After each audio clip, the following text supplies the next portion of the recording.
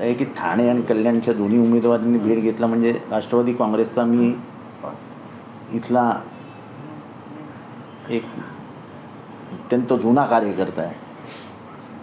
त्यामुळे साहजिक आहे की ज्यांना उमेदवारी मिळाली आहे त्यांनी येऊन माझी भेट घेतली. त्याच्यात काय हे तर चालायचंच ना, शेवटी आघाडी आहे, आम्ही तिघं एकत्र आहोत. तेव्हा एकमेकांच्या भेटी घेणं हे चांगलंच आहे ना.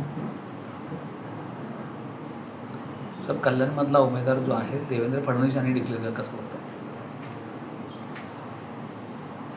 नाही, आता त्यांची उमेदवारी कोणी जाहीर करावी हा त्यांचा प्रश्न आहे.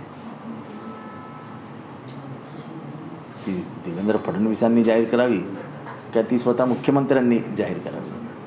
मला वाटतं मुख्यमंत्र्यांनी टाळलं असेल की माझ्या मुलाची उमेदवारी मी कशाला जाहीर करू. त्यांनी देवेंद्र फडणवीसांना सांगितलं असेल. चिन्हाचं काय? चिन्हाचं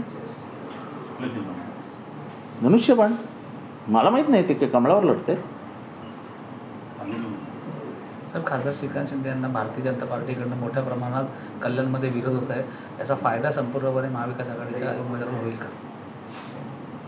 नाही, आता ही ती वेळ अजून आलेली नाही आहे. पण भाजपमध्ये अस्वस्थता आहे हे कोणी नाकारू शकत नाही. त्याचे परिणाम काय होतील ते आजच्या घडीला अजून तर आज काय तारीख काय आहे? 6. अजून 44 दिवस बाकी आहेत. 20 मेला निवडणूक आहे. 44 दिवस आधी कुठल्याही निवडणुकीचा भविष्य सांगणं हे भविष्यकाराला जमणार नाही. मला कुठे तुम्ही विचारताय? सर, ठाणे लोकसभेसाठी अद्यापही महायुतीकडून कुठलाही उमेदवार जाहीर झाला नाही. कसं बघतं एकूणच? राजन विचारेंना स्पर्धक आहे असं मला वाटत नाही. राजन विचारे तळागाळात पोचलेला माणूस आहे आणि